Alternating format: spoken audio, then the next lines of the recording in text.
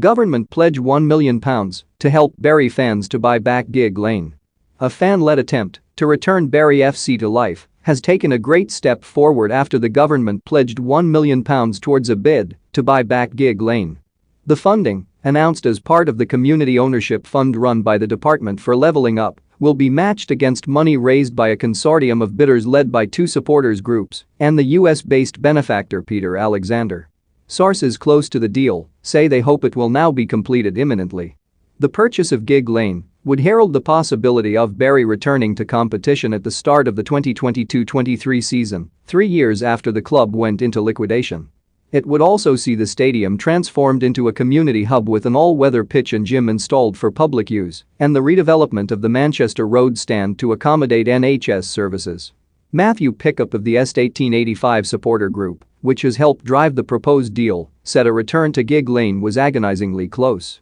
This funding will allow us the opportunity to complete the purchase of Gigg Lane in order to bring football back to its historic home after a nearly 3-year hiatus, he said. There are still a few steps left in the process, and we hope to provide a further update in the coming days when the legalities have been completed, but we thank all the fans for their continued support.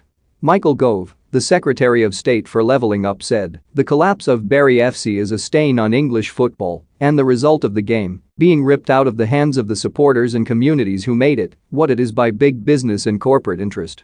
I pay enormous tribute to Bury's supporters who have shown incredible resolve in their fight to bring their beloved club back to life.